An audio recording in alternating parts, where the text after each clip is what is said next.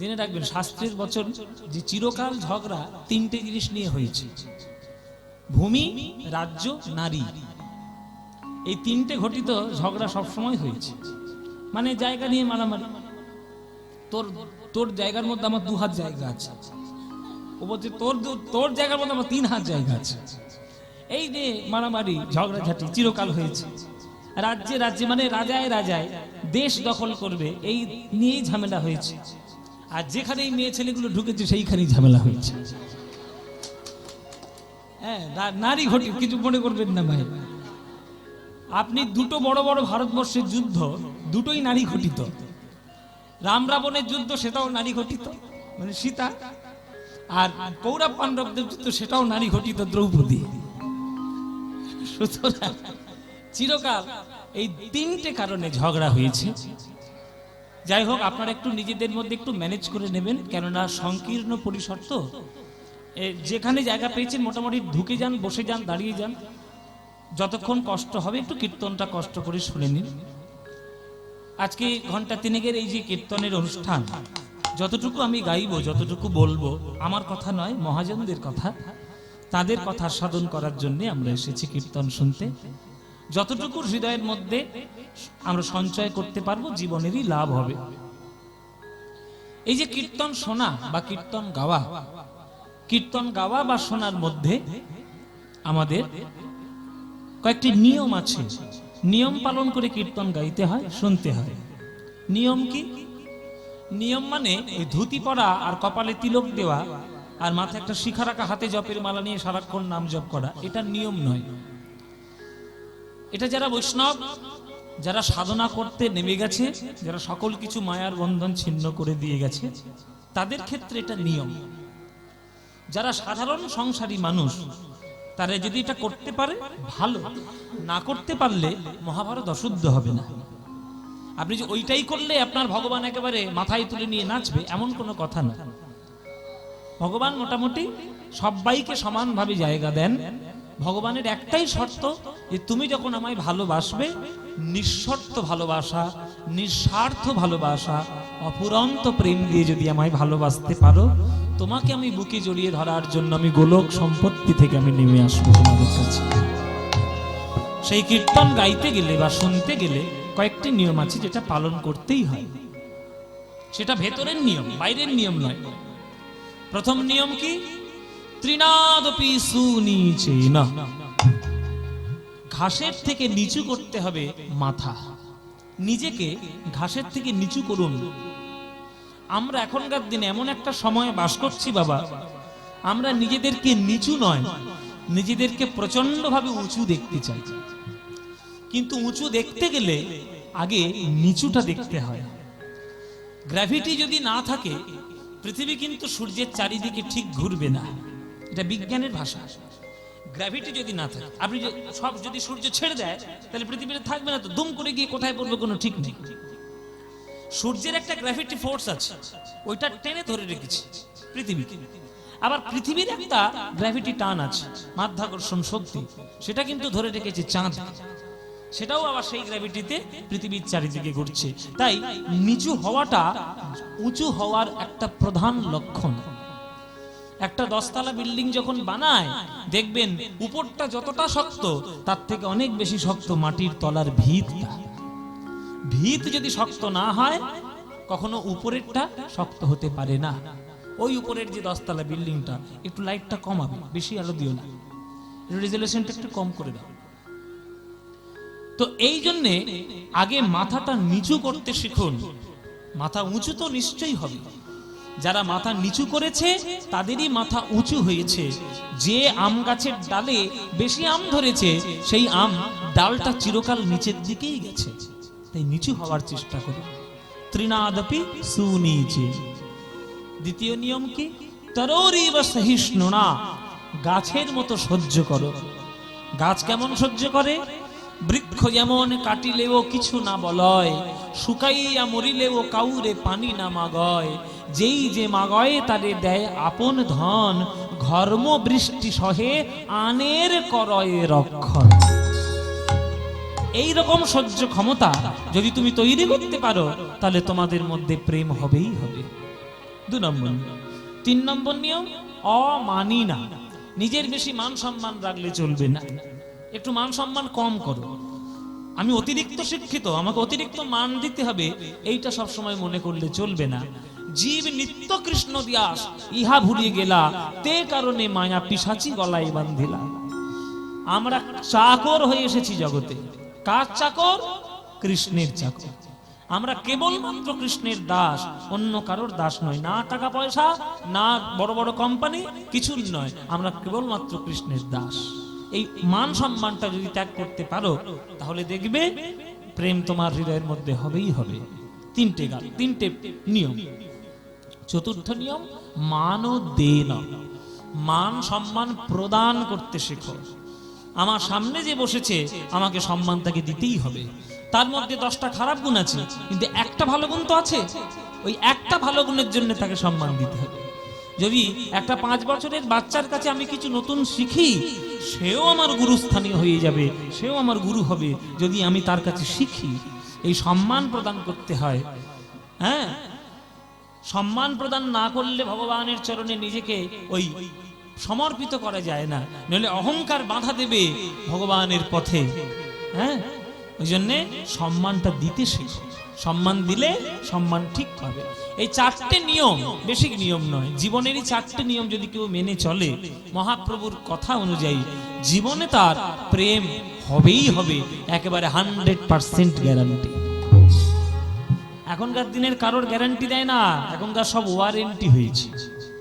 Guarantee নেই বাবা, warranty. ভালো করে দোকানে গিয়ে মোবাইল টোবাইল যখন কিনবেন, ভালো করে খেয়াল করবেন যে আপনাদের মোবাইলে গ্যারান্টি কি। তখন দেখবেন যারা সেলসম্যান, তারা বলবে গ্যারান্টি ফ্যারান্টি কিছু নেই, ওয়ারেন্টি দিতে পারে। ওয়ারেন্টি আর গ্যারান্টির মধ্যে পার্থক্য আছে, কিন্তু মহাপ্রভু যে বাণীটা বললেন, সেই বাণীটার মধ্যে গ্যারান্টি আছে, একবার 100% গ্যারান্টি।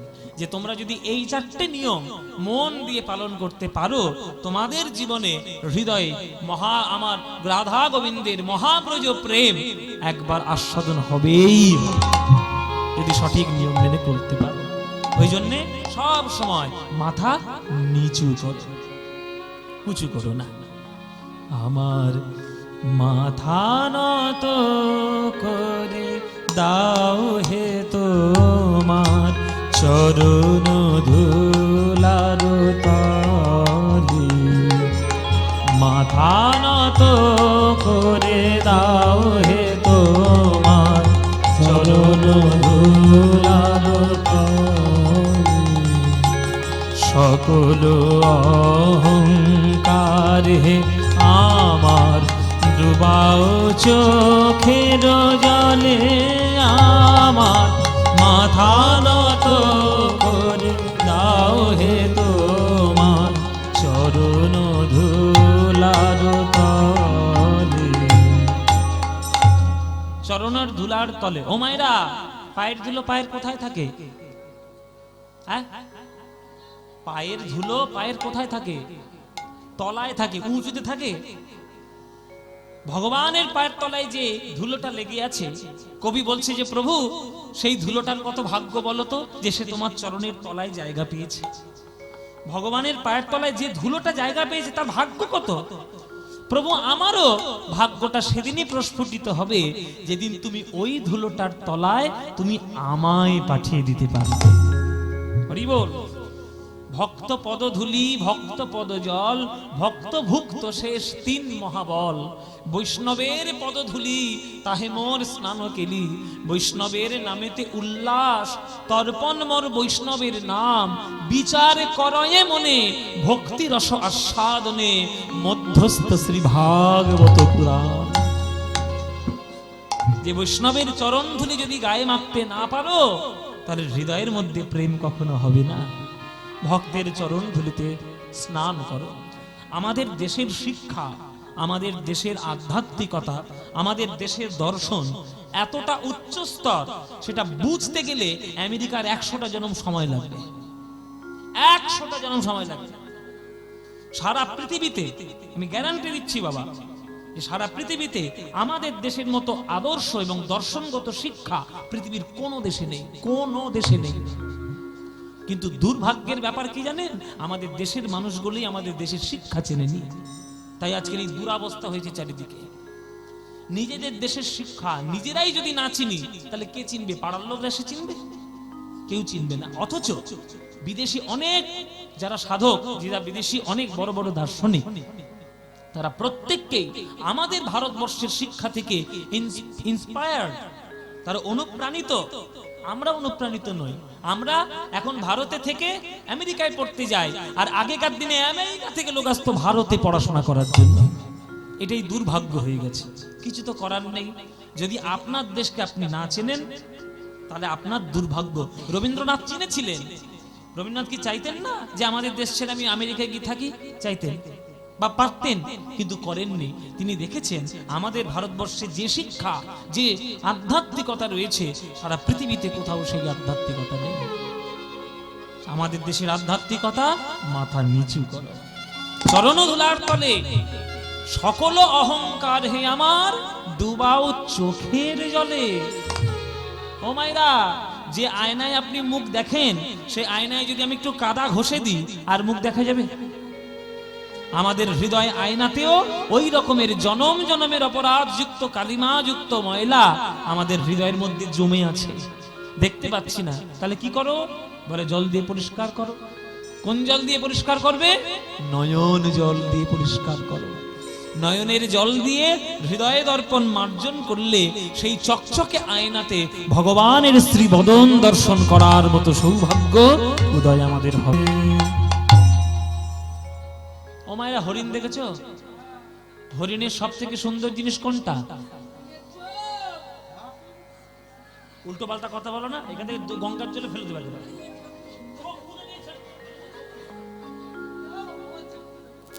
হরিণের চোখ, নিজের চোখ পটল ছেড়া, আবার হরিণের চোখ বলছে। ও মায়েরা, কোনটা গো? শিং। দেখবি হরিণের ছবি যখন কেউ ক্লিক করে, দেখবি শিংযুক্ত হরিণের ছবি সব থেকে সুন্দর দেখতে লাগে।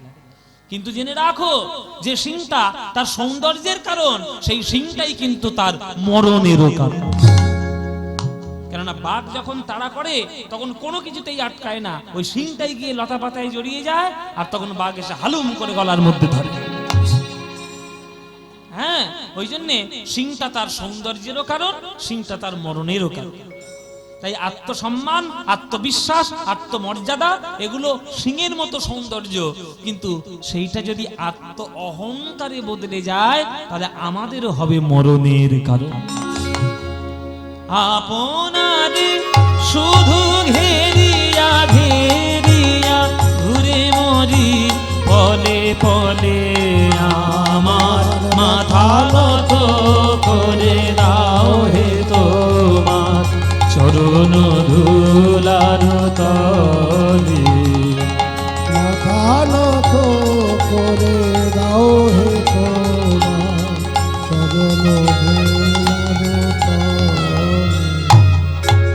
আমারে না যেন করি প্রচার আমার আপন কাজে, তোমার ইচ্ছা করো হে পূর্ণ আমার জীবন মাঝে।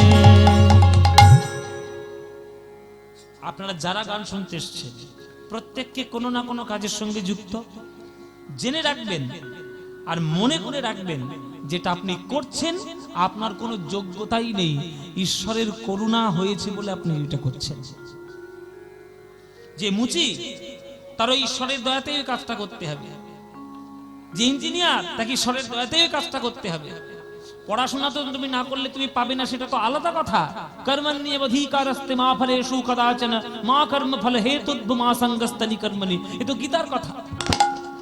ফল লাভ করতে গেলে কর্ম করতেই হবে, কিন্তু ঈশ্বরের দয়া না থাকলে ওই কর্ম করার সিদ্ধান্তই তুমি নিতে পারবে না। সব ওই উপর থেকে প্রিসেট করা আছে। আমরা যা করছি মায়েরা, সব আগে থেকে সব সেট করা আছে, যে এ ওটা করবে, এ এটা করবে, সে সেটা করবে। আমরা শুধু সেই সেটে সেটে চলছি। We are robot, we are nothing but robot. Robot ছাড়া কিচ্ছু নয়। আমরা সব ভগবানের দ্বারা চালিত। তিনি যতটুকু আয়ু রেখে দিয়েছে ততটুকু হবে, না রাখলে গেল গেল। সুতরাং আমার অহংকার নয় যে আমিই করছি, ঈশ্বরের দয়া, তাই আমি করছি। ওই জন্যই বলছে আমারই যেন না করি প্রচার আমার আপন কাজে, তোমার ইচ্ছা করো হে পূর্ণ আমার জীবন মাঝে। ভগবান বলছে তো তুই আমার কাজ করলে তোর কি লাভ, আমার কি লাভ? যাচি হে তোমার চরম শান্তি, পরাণে তোমার পরম কান্তি। যাচি হে তোমার চরম শান্তি, পরাণে তোমার পরম কান্তি। একটা গাধা সারা জীবন চিনির বস্তা বয়ে বয়ে বয়ে বেড়ায়, তা কি হলো? এই যে কথা হচ্ছে এত কেন? একটা গাধা সারা জীবন চিনির বস্তা বয়ে বয়ে বেড়ায়, তাতে গাধার কোনো আপত্তি নেই, কেননা গাধা জানে বস্তা ছিঁড়ে যখন মাঝে মাঝে চিনি মাটিতে পড়ে আমি একটু চেটে চেটে চিনি খেতে পারবো। কিন্তু সেই বস্তাকে দিয়ে, সেই গাধাকে দিয়ে তুমি যদি সারা জীবন তুলোর বস্তা বইয়ে দাও, সে বইবে? সে কি তুলোর বালিশ মাথায় দিয়ে ঘুমাবে নাকি? তাহলে গাধার তো তুলোর বস্তা বয়ে লাভ নেই, গাধার চিনির বস্তা বয়ে লাভ আছে। তাহলে জীবনে এমন একটা কাজ করো যাতে সেই কাজটা করতে গিয়ে তোমার জীবনে মঙ্গলটা হয়ে যায়। ঈশ্বরের কাজ করলে আপন জীবনের মঙ্গল হয়ই হবে। আর এই মায়ার কাজ করতে গেলে মায়ারও নষ্ট, তোমার নিজেরটাও নষ্ট, তোমার কোনো লাভ নাই। হ্যাঁ, ঈশ্বরের কাজ করো, ধর্মের কাজ করো। ধর্মের কাজ করা মানে ওই ধর্মের নামে শুধু মারামারি কাটাকাটি নয়, আগে মনুষ্যত্ব রক্ষা। ধৃ ধাতু থেকে ধর্মের উৎপত্তি, আগে নিজেকে ধারণ করতে শেখো। মানুষ হয়েছে মানে মনুষ্যত্ব আগে ধারণ করো, তারপরে যা করার করবে। তাই আমি যদি ভগবানের কাজ করি, ভগবানেরই লাভ যেমন হবে তেমনি আমারও একটা লাভ হয়ে যাবে। কেননা ওই কাজটা করতে করতে জীবনের শেষ প্রান্তে গিয়ে একদিন না একদিন গোবিন্দের বদন এই হৃদয় দর্পণ মাঝে দর্শন হয়েই যাবে। চরণ ধুলার তলে। রবীন্দ্রনাথ ঠাকুরের গান, গীতাঞ্জলির একদম প্রথম গান। হ্যাঁ, সুতরাং সেই গীতাঞ্জলি, সেই প্রথম গানটি হচ্ছে মাথা নত করে দেওয়া। নত করতে শিখুন মায়েরা। একটা শিষ্য একটা গুরুদেবের কাছে গিয়ে রোজ বিরক্ত করে, গুরুদেব দীক্ষা দিন না, দীক্ষা দিন না, দীক্ষা দিন না। আর গুরুদেব রোজ তাকে তাড়িয়ে দেয়, বেরো, বয়স হয়নি, যোগ্যতা হয়নি, দীক্ষা দিতেছে, বেরো, এরকম করে তাড়িয়ে দেয়। এরকম মাসখানেক ধরে তাড়াচ্ছে বাবা। এক মাস পর এসে শিষ্যটা গুরুদেবের চরণ ধরে শুয়ে পড়েছে, আজকে আমি দীক্ষা না দিলে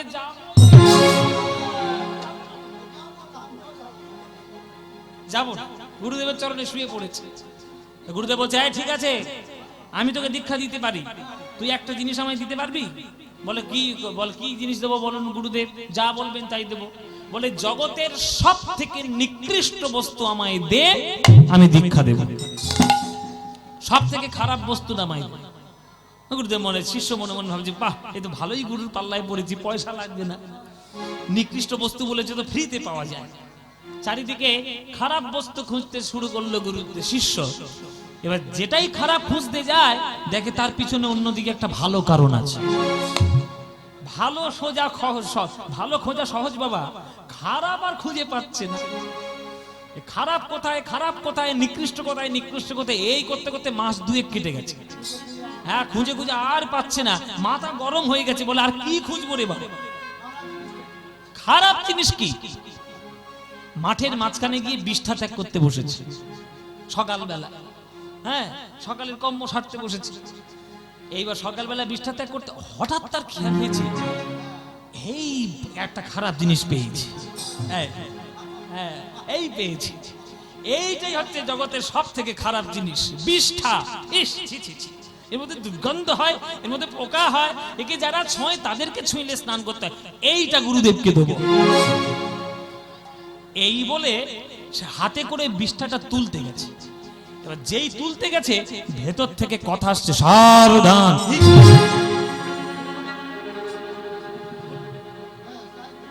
কি কথা বলছি রে? তখন বিষ্ঠা বলছে, আমি কথা বলছি। বিষ্ঠা আবার কথা বলে নাকি? বলে হ্যাঁ, প্রয়োজন পড়লে বিষ্ঠাও কথা বলে। কি বলবি? বলে তুমি জীবনে আমায় আদর করে হাতে তুলতে আসনি, আজকে হঠাৎ মতিভ্রম হয়েছে কেন? হাতে করে তুলতে এসছো? হ্যাঁ, মুচি মাতরের কাজ তোমার করতে কে বললো? না, আমি আজকে খুঁজে খুঁজে দেখলাম যে তুই সব থেকে খারাপ বস্তু, আর আমার গুরু বলেছে খারাপ বস্তু না দিলে তিনি আমাকে দীক্ষাই দেবেন না, তাই আমি তোকে হাতে করে নিয়ে যাচ্ছি গুরুর কাছে, আমি গুরুকে দেব। তখন এই বিষ্ঠাটা বলছে যে আমি যে জগতের সব থেকে খারাপ বস্তু, এই ভীমরতিটা তোমার হলো কি করে? এই ভীমরতি তোমার হলো কি করে?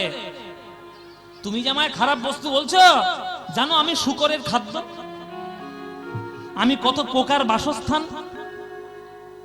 আমি যে খারাপ বস্তু, এই ভীমরতি তোমার কে বলেছে তোমার? তখন বলছে তুই খারাপ বস্তু নস, তোর মধ্যে দুর্গন্ধ, তোর মধ্যে পোকা, তোকে যারা ছোঁয় তাদেরকে ছুঁইলে স্নান করতে হয়। তখন বলছে শোনো ভাই, আজকে যে তুমি আমায় খারাপ বস্তু বলছো, আমার জীবনীটা একবার ভেবে দেখো তো। গতকাল আমি কি খারাপ বস্তু ছিলাম? গতকাল আমি একটা কাঁচের বাক্সের মধ্যে সাজানো ছিলাম, আমার নাম ছিল রাজভোগ, আমার সামনে লেখা ছিল 35 টাকা পিস। কালকে 35 টাকা পিস আমার সামনে লেখা ছিল। লোকে আমায় কত যত্ন করে কিনে নিয়ে যায়। এক বৈষ্ণব আমাকে কিনে নিয়ে গেল ওই কাঁচের ঘরের ভিতর থেকে, কিনে নিয়ে গিয়ে কোথায় রাখলো জানো? ওই যে গোবিন্দের সামনে একটা পাত্র আছে, তামার পাত্র, ওইখানে গিয়ে রেখে দিল। আমার উপরে একটা তুলসী পাতা রেখে দিল। তখন ভক্তরা যারা আমাকে দেখতে এসেছিল, তারা আর কেউ রাজভোগ বলছে না, সবাই হাত বাড়িয়ে আকুল হয়েছে আমাকে ধরবার জন্য, আমাকে বলছে প্রসাদ প্রসাদ। আমার তখন উন্নতি হয়ে গেল, আমি ছিলাম রাজভোগ, তারপর হয়ে গেলাম প্রসাদ। তোমার মুখ এক হতচ্ছাড়া, আমাকে খেয়েছো বলে কালকে ছিলাম আমি রাজভোগ প্রসাদ, আর আজকের আমি সকালবেলায় বিষ্ঠাতে পরিণত হয়েছি। বলো খারাপ কে, আমি না তুমি? লোকের মাথা ঘুরছে ওই মাঝখানে, মাটির মাঝখানে। সর্বনাশ, আমার দেহের সংস্পর্শে এসে যদি একটা ভালো জিনিস মন্দ হয়ে যেতে পারে, তাহলে আমার দেহটা ভালো হতে পারে কি করে? এই 2 মাস পর তার চৈতন্য হলো যে গুরুদেব, আমার জগতের সব থেকে খারাপ বস্তু হচ্ছে আমার এই নিজেরই দেহটা। এই দেহ থেকে খারাপ বস্তু কিছু নাই। আজ থেকে এই দেহটাই আমি আপনার চরণে সমর্পণ করলাম, এইবার আপনি আমায় কৃপা করুন গুরুদেব। আছাড় খেয়ে বলল গুরুর চরণ। তখন গুরু মাথায় হাত বুলিয়ে বলছে, এইবার তোমার চৈতন্য হয়েছে, এইবার তোমার দীক্ষা দেওয়া যাবে। এইটাই হচ্ছে দরকার মায়েরা। আমরা জগতে যে নিজেদের যে কি করব আমরা নিজেরাই জানি না। সারদা মা বলে গেছে যে লোকের দোষ ধরার আগে নিজের দোষটা ধরে দেখবে, যদি নিজের দোষ ধরতে পারো দেখবে জগৎ শান্তিময় হয়ে উঠবে। আর আমরা নিজের দোষ কেউ দেখি না, পরের দোষ দেখার জন্য সকাল থেকে সন্ধে বসে আছি। হ্যাঁ, পরের দোষ ধরার জন্য। আর দোষ ধরার একটা যন্ত্র এখন বেরিয়েছে, ফেসবুক যন্ত্র বেরিয়েছে। ফেসবুক, কে কোথায় নোংরামো বাদরামো করে বেড়াচ্ছে সব ডিটেলস খবর আপনি ওইখানে পেয়ে যাবেন। আর আপনার কোনো খেয়ে দিয়ে কাজ নেই, 5 ঘন্টা 6 ঘন্টা ফেসবুক করছেন সারাদিন, লোকের দোষ খুঁজে বেড়াচ্ছেন। করলে হবে না, আগে নিজের দোষ খুঁজুন। তাই মহাপ্রভুর চরণের প্রেম পেতে গেলে আগে নিজেকে মহাপ্রভুর চরণে সমর্পণ করুন, তাছাড়া আপনি প্রেম কখনো পাবেন না। সময় সব আছে, অথচ ভগবানের নাম করার সময় নেই। এটাই তো আমাদের আশ্চর্য। এই যে মন্দির কেন করতে হয় জানেন? কেন মন্দির করতে হয়? মন্দিরের কাজ শুধু হচ্ছে দানপত্র বসিয়ে দেওয়া না, মন্দিরের একটা তাৎপর্য আছে। সারাদিন যা কাজ করছো নিজের দৌলতে, কিন্তু জেনে রাখবে মন্দিরে গিয়ে সন্ধ্যেবেলা একবার করে প্রণাম করতে হয় এই কারণে যে মাথাটা সন্ধ্যেবেলায় একবার অন্তত ভগবানের চরণে ঠেকাতে হয় যে প্রভু সারাদিন যা করলাম তোমার আশীর্বাদে, তোমার আশীর্বাদে জীবনটা পেয়েছি, তোমার চরণেই মাথাটা নোয়ালাম। সমর্পণ করার জন্য মন্দির। হ্যাঁ, ওই জন্যে সময় যখন পাবেন বাবারা মায়েরা, সময় যখন পাবেন একটু ভালো হওয়ার চেষ্টা করুন, সৎ কাজ করুন। লোকের দুটো দোষ ধরার থেকে লোকের দুটো ভালো করুন, দেখবেন জীবন বদলে যাবে, বদলে যাবে জীবন। সকাল হোক, সন্ধে হোক, রাত হোক, দিন হোক, বাইরে হোক, ঘাটে হোক, অফিস হোক, কাচারি হোক, সময় যখন পাবে, যে তোমাদের ভালো হতে শিখিয়েছে সেই গৌরাঙ্গের নাম নিতে যেন কখনো ভুলবে না।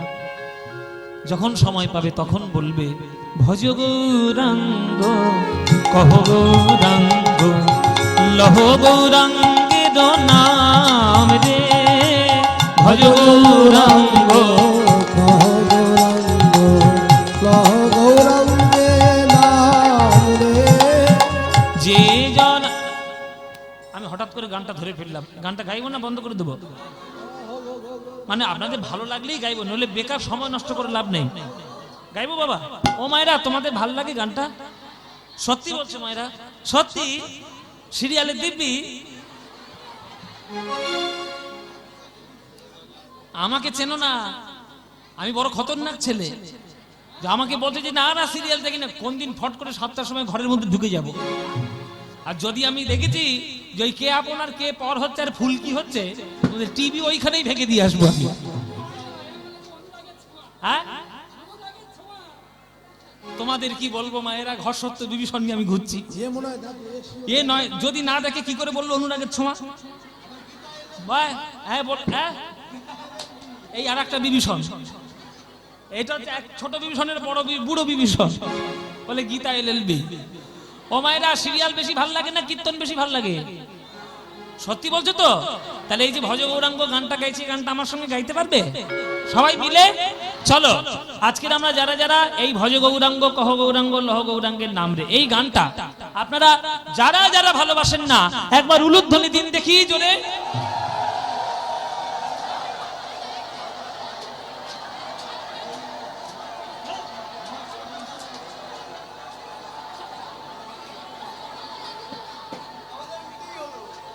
এই বাড়ি যাবো, চলো প্যাক আপ প্যাক আপ।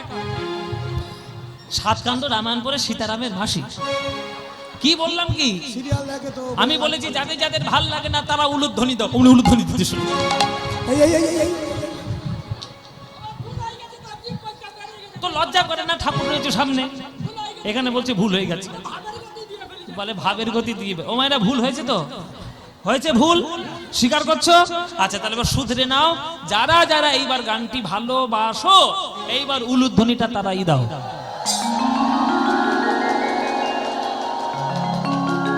বাহ বাহ, না ভালো ভালো, ভুল করে দিয়ে ফেলেছে কি করবে?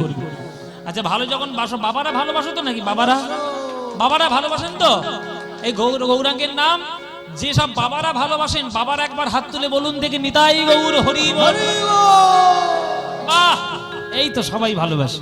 চলুন, সময় পেয়েছি যখন, সুযোগ পেয়েছি যখন, সবাই মিলে একটু গৌরাঙ্গের নাম ঠাকুরের সামনেই করে নি। ভজ গৌরাঙ্গ কহ গৌরাঙ্গ লহ গৌরাঙ্গের নাম রে, বলো ভজ।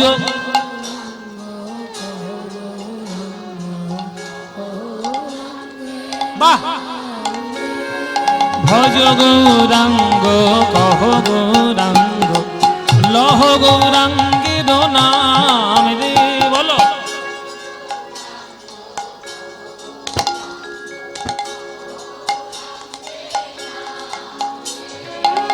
যে জনা গৌরাঙ্গ ভজে সে হয় আমার প্রাণ রে, বলো। যে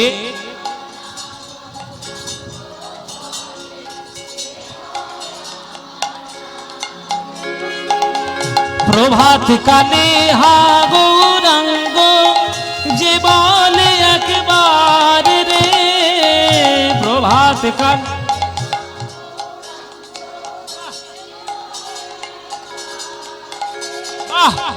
সেই জন আমার হয়, আমি হই তার রে, বলো।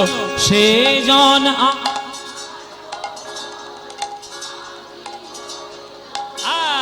এবার হাত তুলে ভজ গৌরাঙ্গ লহ গৌরাঙ্গে নাম রে। ভজ গৌরাঙ্গ লহ গৌরাঙ্গে নাম রে। আহা, যে জনা গৌরাঙ্গ ভজে সে হয় আমার প্রাণ রে। যে জনা গৌরাঙ্গ ভজে সে হয় আমার প্রাণ রে। ভজ গৌরাঙ্গ, উলুধ্বনি উলুধ্বনি উলুধ্বনি। লহ গৌরাঙ্গে নাম রে। ভজ গৌরাঙ্গ লহ হরি হরি। কহ গৌরাঙ্গের নাম রে, ভজ গৌরাঙ্গের, কহ গৌরাঙ্গের নাম রে। বলো আনন্দ হয়েছে? হয়নি? এই আনন্দ আর কোথাও পাবে? এই আনন্দ পেতে গেলে প্রত্যেক বছর এই নূরপুরে রাধা মন্দিরের সামনে কীর্তন শুনতে আসতে হবে। প্রত্যেক বছর আসতে হবে। আসবে তো? সবাই আসবে প্রত্যেক বছর? হ্যাঁ, আমি আমাকে ফের ডাকবে। সময় সুযোগ হলে নিশ্চয়ই আসবো, কেন আসবো না? আমি একবার তো এসেছিলাম, আবার এসেছি, আবার সময় হলে আবার আসবো। কিন্তু আমার কথা, আপনাদের গ্রামে আপনারা এই যে আছেন যারা, তারা অন্তত এইখানে থেকে প্রত্যেক বছর এইভাবে হরিনাম সংকীর্তনের মধ্যে মন ভেবে ডুব দিবেন, মন দিয়ে ডুব দিবেন। চলুন, আপনারা এত সুন্দর করে আমার সঙ্গে কীর্তন করলেন, চলুন এবার আমরা একটু বিষয়বস্তুর দিকে যাই। ভক্তদের বড় ইচ্ছা যে আমরা একটু হৃদয়কে ভক্তি করে ভক্তের কথা আমরা একটু আস্বাদন করব, কিন্তু তবু একটু কৃষ্ণলীলার সময় যদি আমরা পাই। তো আমরা সিদ্ধান্ত নিলাম যে এই গ্রামের ভক্তদের এবং যারা আমাদের আমন্ত্রণ করে নিয়ে এসেছে তাদের সবার কথা ভেবে আজকের আমরা আস্বাদন করব কৃষ্ণ সুদামার কথা, কৃষ্ণ সুদামার লীলা। এক ভক্তও কথা হবে, আবার কৃষ্ণেরও কথা হবে। দুই মিলে জীবনকে কি করে কৃষ্ণের চরণে ভক্তিময় করে তুলবেন আমরা সবাই আস্বাদন করতে পারবো। চলুন, খুব মন দিয়ে শুনবেন। এই সব লীলাগুলো আমাদের জীবনের মোড় ঘুরিয়ে দেওয়ার লীলা, যদি মন দিয়ে কেউ শুনতে পারে। আপনারা জানেন শ্রবণে সব থেকে শ্রেষ্ঠ ভক্তকে? বলুন, আপনারা এতদিন ধরে কীর্তন শুনছেন, আপনাদের জানা উচিত এবং বলা উচিত। শ্রবণে সব থেকে শ্রেষ্ঠ ভক্ত কে? হ্যাঁ বলো, বলতে পারছো না? এই এতক্ষণ পর একটা ঠিক উত্তর এলো। নববিধা ভক্তি রয়েছে শ্রীমদ্ ভাগবতের শাস্ত্র নির্দেশ অনুসারে। শ্রবণং কীর্তনং বিষ্ণু শরণং পাদ সেবনম অর্চনং বন্দনং স্বক্ষং দাসবং আত্মনিবেদনম। এই যে 9টা ভক্তির মধ্যে প্রথম ভক্তিটা আপনারা করছেন, আপনারা শুনছেন। দ্বিতীয় ভক্তিটা আমি করছি, কীর্তনটা গাইছি। তাহলে প্রথম ভক্তি আপনারা, দ্বিতীয় ভক্তি আমার। এই শ্রবণে বা প্রথম ভক্তিতে শ্রেষ্ঠ ভক্ত যিনি হলেন তার নাম হচ্ছে পরীক্ষিত মহারাজ। তিনি রাজা ছিলেন, কিন্তু যখনই তিনি অভিশাপ পেয়েছিলেন সিংহীর কাছ থেকে, হ্যাঁ যে 7 দিনের মধ্যে সর্পরাজ তক্ষকের দংশনে তার মৃত্যু হবে, সেই অভিশাপটা পাওয়ার পর তার মনে হয়নি যে এবার আমি 7 দিন বেঁচে আছি আর 7 দিন পর মরে যাব, বাবা একটু এসি ঘরে ভালো করে ঘুমিয়ে কাটিয়ে নি। ঘর ছেড়ে, রাজ্য ছেড়ে সব পরিত্যাগ করে বৈষ্ণব হয়ে বেরিয়ে গেলেন। যে 7 দিন সময় পেয়েছি, 7 দিনের মধ্যে কি করে আমি গোবিন্দের নাম করে গোবিন্দকে পাবো, শুধু এইটুকু আমার বাসনা। এই 7 দিনের মধ্যে তিনি গিয়ে উপস্থিত হলেন ওই নদীর তীরে সুখদেব গোস্বামীর চরণে। ওই সুখদেব গোস্বামীর কাছে 7 দিন মায়েরা এমন কীর্তন তিনি শুনেছিলেন যে 7 দিনের মাথায় ভগবান তাকে কৃপা করতে বাধ্য হয়েছিলেন। তা আপনারা সেই প্রথম ভক্তি করতে এসছেন, মানে শুনতে এসছেন। শোনাটা যদি আপনাদের ঠিকঠাক না হয় তাহলে প্রেম কি করে পাবেন? শুনতে হবে, ঠিক করে শোনো। হ্যাঁ, ভালো করে মন দিয়ে শুনে নাও। এই 7 দিন যখন সুখদেব গোস্বামী ভাগবত পাঠ করেছিলেন, 7 দিনের প্রথম 5 দিন কেবলমাত্র তিনি ভক্তের কথা শুনেছিলেন। 5খানা ভক্তের কথা, ভক্ত প্রহ্লাদের কথা, ভক্ত ধ্রুবের কথা, বলি মহারাজের কথা, অম্বরীশ উপাখ্যান আর গজেন্দ্র উপাখ্যান। এই 5খানা ভক্তের কথা শুনিয়েছিলেন। তারপরে যখন 5 দিনের মাথায় পরীক্ষিত যখন হাউ হাউ করে কেঁদে ফেললেন, তখন সুখদেব গোস্বামী মাথায় হাত বুলিয়ে বলছে, বাবা এইবার তোমার যোগ্যতা হয়েছে কৃষ্ণ লীলা শোনার। আমরা আগেই গিয়ে কৃষ্ণলীলা শুনতে বসে যাই। আগে কৃষ্ণলীলা শুনবেন না, কৃষ্ণলীলা শোনার জন্য হৃদয়টাকে তো তৈরি করুন। কাঁচা মাটির কলসিতে জল রাখা সম্ভব? একটা কুমোর কাঁচা মাটির কলসি তৈরি করেছে, আপনি ঘর ঘর করে জল ঢেলে দিলেন, থাকবে জল? উল্টে চলে যাবে তো। আগে তাকে রোদ্রে পুড়ান, তাকে রোদ্রে শুকিয়ে আগুনে পোড়ান, তবেই তো সে শক্ত হবে, তবেই তো সে জল রাখার মতো যোগ্যতা অর্জন করবে। আমাদের হৃদয় কাঁচা হৃদয়, এই কাঁচা হৃদয়ে কি করে ভগবানের ওই প্রেম সুধা রস রাখবো? আগে ভক্তির তাপে শুকান, জ্ঞানের আগুনে পোড়ান, তারপরে যখন হৃদয়টা তৈরি হয়ে যাবে তার মধ্যে এবার কৃষ্ণ প্রেমামৃত বাড়ি সেইখানে রক্ষিত করুন। দিবারাত্র মিথ্যা কথা বলছেন, হ্যাঁ, দিবারাত্র অন্যের অপকার করে বেড়াচ্ছেন, হ্যাঁ, আপনার মুখের ভাষা শুনলে 5টা লোক পালিয়ে যাচ্ছে, আর কীর্তনীয় সামনে এসে বলছে কই একটু রাধার পূর্বরা করো দেখি, রাধার পূর্বরা ছাই বুঝবে, ছাই বুঝবে বলে দিলে চলে গেল, ও থাকবে না, কিন্তু রাধার পূর্বরাগ করে বলতে থাকবে, পালিয়ে যাবে, মরুক এবার অন্যান্য দর্শকরা। এসব নয়, রাধার পূর্বরাগ শ্রেষ্ঠ লীলা, হ্যাঁ, কৃষ্ণের পূর্বরাগ শ্রেষ্ঠ লীলা, নিশ্চয়ই সেটা কৃষ্ণ লীলাটা একদম সর্বোৎকৃষ্ট লীলা। আরে সেইটা শোনার মতো অর্জন তো যোগ্যতাটাকে করো, তারপরে তো তুমি শুনবে। ভক্ত লীলা শুনতে হয়। এই কৃষ্ণ সুদামা এমন একটি ভক্তের কথা যে আমাদের হৃদয়টিকে ভক্তিময় করে তোলার জন্য একবার প্রশস্ত রাস্তা। চলুন মায়েরা শুনি কৃষ্ণ সুদামার কথা। এই সুদামাকে, সুদামার সঙ্গে কৃষ্ণের সম্পর্ক দাপর যুগের সঙ্গে শুধু নয়, সত্য যুগ থেকে কলি যুগ পর্যন্ত 4 যুগে তার সঙ্গে ভগবানের সম্পর্ক। আর আজকের আমরা সত্য যুগ থেকে লীলা শুরু করব, কলি যুগে গিয়ে আমি শেষ করব। মন দিয়ে শুনবেন, সত্য যুগে লীলা শুরু হবে, কলি যুগে এসে শেষ হবে। 4 যুগের লীলা আমরা আস্বাদন করব আজকের কৃষ্ণ সুদামার মধ্যে। 4 যুগ। চলুন প্রথমে সত্য যুগে যাই। গোলক বৈকুণ্ঠ ধামে ভগবান শ্রী বিষ্ণু নিজেকে 4 ভাগে বিভক্ত করেছিলেন। শ্রীমদ্ ভাগবতে সব লেখা আছে, পেয়ে যাবেন। 4 ভাগে বিভক্ত করেছেন ভগবান শ্রী বিষ্ণু নিজেকে। প্রত্যেকেরই শঙ্খ চক্র গদা পদ্ম চতুর্ভুজ চতুর্হস্ত, এরা প্রত্যেককেই বিষ্ণুর 4 ভাগ। সেই 4টে ভাগের নাম কি? বাসুদেব, শঙ্কর্ষণ, প্রদ্যুম্ন আর অনিরুদ্ধ। আস্তে কি বললাম মায়েরা? বাসুদেব, শঙ্কর্ষণ, প্রদ্যুম্ন আর অনিরুদ্ধ, এই 4টে ভাগ মিলে সত্যযুগে তারা বিভিন্ন ধরনের লীলা অবতার গ্রহণ করে তারা সত্যযুগের লীলা করলেন। ত্রেতা যুগ যেই পড়লো, ওই ত্রেতা যুগ মানে সত্যযুগের শেষ লগ্নে, ত্রেতা যুগের প্রারম্ভের দিকে দশরথ বলে একজন রাজা ছিলেন, সূর্যবংশীয় রাজা। তার কোনো সন্তান হচ্ছিল না। সন্তান হচ্ছিল না বলে তিনি ঋষি ঋষ্যশৃঙ্গ মুনির কাছে তিনি গেলেন যে, মুনিবর, আমার সন্তান হচ্ছে না, এবার আমি রাজ্যটা, এত বড় রাজ্য অযোধ্যা, আমি চালাবো কি করে? যদি আমার সন্তান না থাকে, পরবর্তীকালের ভবিষ্যতের রাজা কি হবে? আমাকে কিছু একটা উপায় করে দিন। তখন ঋষ্যশৃঙ্গ মুনি তার পরিচালনায় একটা বিরাট বড় পুত্র কামেষ্ঠি যজ্ঞ করেছিলেন। এসব নামগুলো জেনে রাখবেন। পুত্র কামেষ্ঠি যজ্ঞ, এই যজ্ঞ আপনারা জেনে রাখুন।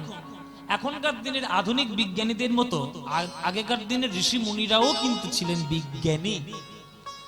আমরা কাহিনীর মধ্যে সেসব ঘটনাগুলো শুনেছি বলে আমরা একটা মনে মনে কাল্পনিক বলে মনে করি, কিন্তু এখনকার দিনে জানবেন যে নানান ধরনের যারা নিঃসন্তান দম্পতি, তাদেরও কিন্তু সন্তান লাভ সম্ভব যদি বিজ্ঞানের প্রসেস দিয়ে যায়। আগেকার দিনেও তাই ছিল। পুত্র কামেষ্ঠি যজ্ঞ করলেন ঋষ্যশৃঙ্গ মুনি। সেইখান থেকে অগ্নি দেবতা তিনি হাজির হলেন যজ্ঞভূমি থেকে।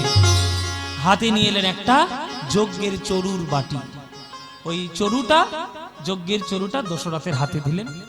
দশরথের 3 প্রধান রানী, কৌশল্যা, কৈকেয়ী, সুমিত্রা, এই 3 প্রধান রানী, তার মধ্যে সব থেকে বড় যিনি ছিলেন তার নাম কৌশল্যা। কৌশল্যার হাতে তুলে দিলেন সেই যজ্ঞের চরু। 1 ভাগ গ্রহণ করলেন কৌশল্যা, কৈকেয়ীর হাতে দিলেন। কৈকেয়ীও 1 ভাগ গ্রহণ করলেন। আর সুমিত্রা যেহেতু সবার ছোট, কৌশল্যা কৈকেয়ী 2 দিদি মিলে ছোট বোন হিসেবে ওই দুজনের 2 ভাগ সুমিত্রার মুখে দিলেন। এই ভগবানের লীলা শুরু। 4 অবতার, গোলক বৈকুণ্ঠের 4 অবতার দশরথের বাড়িতে 4 ভাই হয়ে নেমে এলেন। বাসুদেব হলেন রাম, শঙ্কর্ষণ হলেন লক্ষ্মণ, প্রদ্যুম্ন হলেন ভরত, আর অনিরুদ্ধ হলেন শত্রুঘ্ন।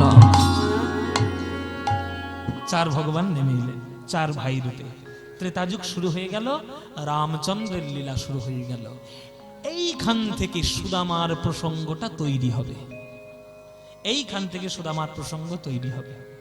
হ্যাঁ, চলো এবার প্রসঙ্গটা আমরা ভালো করে শুনি। সবাইকে একটু অনুরোধ করব, রামায়ণের প্রসঙ্গ এবার আমি যখন গাইব, আপনারা সবাই একদম শান্ত হয়ে যান। বাবারা, মায়েরা, পায়ে ধরেছি তোমাদের, একটু চুপ করে বসো। আর সবাইকে বলছি একটু করজোরে বসো, সবাইকে একটু হাত জোরে করে বসো, খুব মন দিয়ে ঘটনাটা আজকে শুনবে। আজকে আমি সুন্দর করে তোমাদের ব্যাখ্যা করে বুঝিয়ে দেবো আজকে। চলো। বড় হয়েছে রামচন্দ্র, পড়াশোনা শিখতে গেছে বশিষ্ঠের বাড়ি, পড়াশোনা করলেন। একদিন হঠাৎ করে দশরথ আয়নাতে গিয়ে নিজের মুখটা দেখছেন। হায় রে, শেষ হয়ে এলো জীবনটি। কমল দল জল জীবন টলমল ভজ হরি পদ নীতিরে। কমল দল জল, পদ্ম ফুলের পাতায় যেমন জল কখনো স্থির থাকে না, সদা সর্বদা টলমল করে, দেহরূপ পদ্ম পাতায় প্রাণ রূপ জল টলমল করছে, কখন পড়ে যায় কেউ জানে না।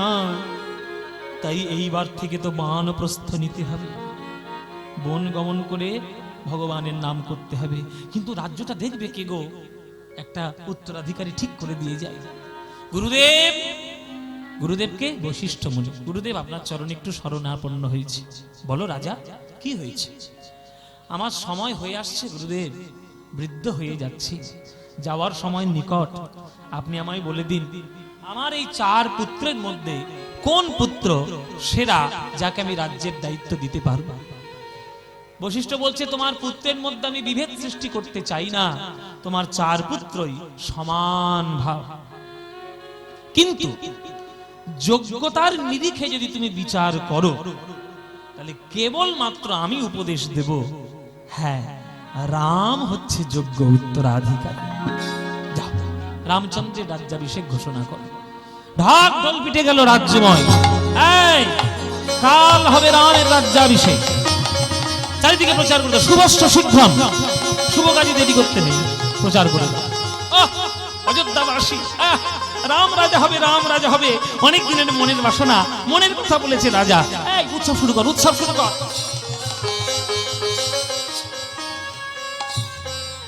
উৎসব শুরু হয়ে গেল, উৎসব শুরু হয়ে গেল। কৌশল্যা নারায়ণের জপ করছে, ঠাকুর ছেলেটিকে যেন সঠিক পথ প্রদর্শন করিয়ে দিও। সুমিত্রা লক্ষণকে তৈরি করছে, লক্ষণ এদিকে আয়, দাদা কালকের থেকে রাজা হবে, ছায়ার মতো ঘুরে ঘুরে বেড়াবি, ছায়া। শুনে রাখ, রাম যদি দেহ হয়, তুই হচ্ছিস রামের ছায়া। দেহ থেকে ছায়া যেমন আলাদা করা যায় না, রামের থেকে লক্ষণকে যেন আলাদা করা না যায়। তুই তোর দাদার কাজে, সেবার কাজে ব্রতী হয়ে থাক বাবা, আশীর্বাদ করলাম। কইকেই কি করছে মায়েরা? কইকেই রাম রাজা হবে এত খুশি হয়েছে, এত আনন্দিত যে নিজের ব্যক্তিগত কোষাগার খুলে দিয়েছে। ধন রত্ন মণি মুক্ত সোনা দানা সব প্রজাদের মধ্যে বিলিয়ে দিচ্ছে। তোরা নিয়ে যা রে, নিয়ে যা, নিয়ে যা, সব জিনিসপত্র সব নিয়ে যা। তোরা সবাই আমায় আশীর্বাদ করে যা, আমার রাম যেন মানুষের মতো মানুষ হয়। মায়েরা, তোমরা চিরকাল কইকেইকে খারাপ রূপেই দেখে এসেছো। হ্যাঁ, কাজ একটা খারাপ সে করেই ফেলেছে, কিন্তু জেনে রাখো, কইকেইর মতো রামচন্দ্রকে কেউ ভালোবাসতে পারে না। এত ভালোবাসতো কইকেই রামকে, যে রাম নিজের মাকে প্রণাম করার আগে প্রত্যেক দিন কইকেইকে আগে প্রণাম করে আসতো। দশরথ দেখে পাগল হয়ে যেত যে কইকেই তোমার মতো মা যেন ঘরে ঘরে দেয়। এত সৎ ছেলেকে এত ভালোবাসো, নিজের ছেলে না হয়েও রাম তোমাকেই মা বলে, ও যেন তোমারই গর্ভের ছেলে। এই রকম ভালোবাসা জগতে আর কখনো হয়নি। সেই কইকেই নিজের ব্যক্তিগত কোষাগার খুলে দিয়েছে, সব বিলিয়ে দিচ্ছে। কিন্তু কাল যখন উপস্থিত হয়, তখন কালের ফেরে যে কত কি হতে পারে তার কোনো খেয়াল আমাদের মানুষের থাকে না। এতগুলো দাস দাসীদের মধ্যে কইকেইর একটা দাসী ছিল, তার নাম হচ্ছে মন্থরা। সে আবার একটু খুঁড়িয়ে খুঁড়িয়ে হাঁটতে, বুঝলি, একটু খুঁড়িয়ে খুঁড়িয়ে, হ্যাঁ, পিঠে একটা কুঁজ মতো ছিল আর খুঁড়িয়ে খুঁড়িয়ে হাঁটতে। রানীর কাছে এসছে, এই মন্থরা, তোর জন্য সব থেকে দামি রত্নমালাটা আমি তুলে রেখেছি, তোর গলায় পরিয়ে দেবা, আয় আয়। আরে রাম রাজা হচ্ছে, আমার মনের বাসনা পূর্ণ হয়েছে, তোকে আমি পরিয়ে দিই আমার সব থেকে দামি রত্নমালা। তুই তো আমার ছোটবেলার দাসী, আমার ছোটবেলা থেকেই তুই মানুষ করেছিস, আয় আয়, তোর গলায় মুক্তের মালাটা পরিয়ে দিই, আয় পরিয়ে। পরিয়ে দিল, সব থেকে দামি মালাটা পরিয়ে দিল। যেই পরিয়ে দিল, এতগুলো লোকের সামনে, কইকেয়ীর সামনে, মন্থরা সেই মালাটা টেনে ছিঁড়ে দিয়ে ছুঁড়ে ফেলে দিল। কইকেয়ীর মাথা গরম হয়ে গেছে, বানরের গলায় মুক্তোর হার মানায় না রে মন্থরা, এইটা আমার ভেবে দেখা উচিত ছিল। আরে তোর রূপ ভালো নয়, মুখটা তো ভালো কর, মনটা তো ভালো কর। ছি, এত দামি রত্নমালা তোর জন্য যত্ন করে রেখে দিয়েছিলাম, ছুঁড়ে ফেলে দিলি তুই, ছিঁড়ে। স্পর্ধা এত তোর, এত দাসী কোথাকার, এত তোর স্পর্ধা হয় কি জিভ কেটে ফেলে দেবো আমি তোর। তখন মন্থরা বলছে, শোনো বাপু, ও মায়েরা, এবার এটা তোমার ভালো করে শিখে না। সিরিয়ালে কত কুমন্ত্রণা পাবে, রামায়ণ থেকে বেশি কুমন্ত্রণা পাবে, শিখে না, সংসারে কাজে লাগবে। রামায়ণের যুগে বাবা একটাই মন্থরা ছিল, তাতে রামায়ণ হয়ে গেল। আর এখন তো ঘরে ঘরে মন্থরার চাষ হয়, মন্থরার চাষ হচ্ছে ঘরে ঘরে। হ্যাঁ, তো সেই মন্থরা এসে বলছে, শোনো বাপু কইকেয়ী, শুনে নাও কেমন করে বিষ ঢালতে হয় কানে। তোমার ছেলে রাজা হবে না রাম রাজা হবে তাতে আমার কি যায় আসে, আমি একটা দাসী, ফেলো করি মাখো তেল, আমি কি তোমার পর? তোমার বাবা আমার মোটা টাকার মাইনে দেয়, তাই আমি তোমার পায়ে তেল মাখাই। তোমার বর আমাকে মোটা টাকার মাইনে দেয়, তাই আমি তোমার পায়ে তেল মাখাই। কালকে থেকে যদি কৌশল্যা আমার মোটা টাকার মাইনে দেয়, আমি কৌশল্যার পায়ে তেল দেব, আমার কি এসে যায়। কিন্তু শোনো কইকেয়ী, তোমাকে ছোট্টবেলা থেকে মানুষ করেছি আমি, কোলে পিঠে মানুষ করেছি। আজ তোমার এত বড় সর্বনাশ হতে চলেছে, তুমি নিজেই বুঝতে না পেরে তুমি আজ আনন্দে আত্মহারা হয়ে উঠেছো। আজ ওই রাম রাজা নেই, কৌশল্যা কিছু বলছে না। কালকে যেই রাম রাজা হয়ে যাবে, অমনি কৌশল্যা বলবে, কিরে আমার তো ছেলে রাজা হয়ে গেল, আমার পায়ে একটু তেল মাখাতো, তখন ভালো লাগবে সতীনের পায়ে তেল মাখাতে।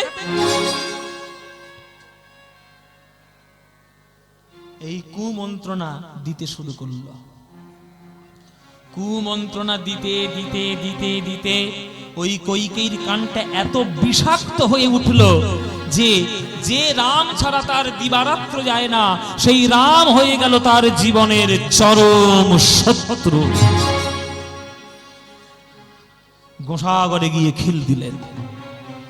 দশরথ দেখছে আমার চারিদিকের রানীরা আলো জেলে সব পুজো দিচ্ছে, কইকেয়ীর ঘর অন্ধকার কেন? কইকেয়ীর ঘরে প্রবেশ করেছে দশরথ। কইকেয়ী, অন্ধকার করে বসে আছো কেন ঘরের মধ্যে? তোমার কি হয়েছে, এরকম রাগ কেন? রাম রাজা হবে, কালকে রাজ্যাভিষেক ঘোষণা করেছি, তুমি আনন্দ পাচ্ছ না, তোমার আনন্দ হচ্ছে না?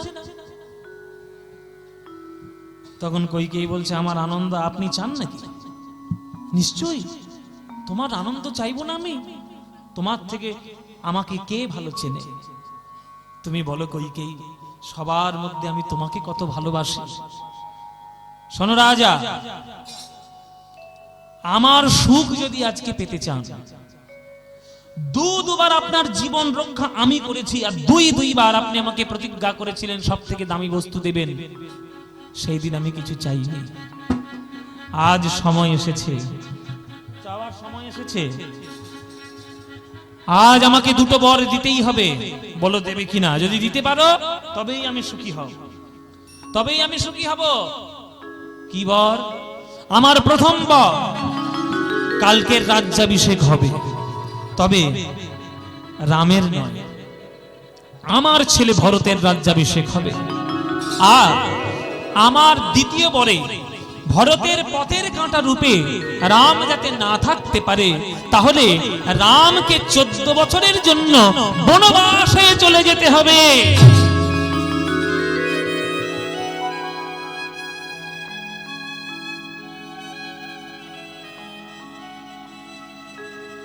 দশরথের মাথায় বিনা মেঘে বজ্রপাত পড়ল। খানিকক্ষণ তাকিয়ে আছে হতভম্বের মতো কইকেয়ীর দিকে। কইকেয়ী, তুমি কি বলছোটা কি? ভেবে বলেছো কথাটা না বলার দরকার বলে দিয়েছো? কি বলছো তুমি? রাম তোমার কোলে পিঠে মানুষ, আমি তো কোনোদিন ঘুণাক্ষরেও টের পাইনি যে তোমার মনে এই কুষড়যন্ত্র চলছে আজকের দিনের জন্য। কি বলছো কইকেয়ী? তোমার ছেলে রাজ্য প্রদান সে তো আমি এক্ষুনি করে দিতে পারি। আমার 4 ছেলে সমান, কারোর প্রতি আমি কোনো বিদ্বেষ রাখি না। তোমার ছেলের ভরতের রাজ্য দরকার, তুমি আমায় বলতে পারতে, আমি লিখে দিতাম রাজ্য। কিন্তু রাম বনবাসে যাবে কেন? কেন বনবাসে যাবে?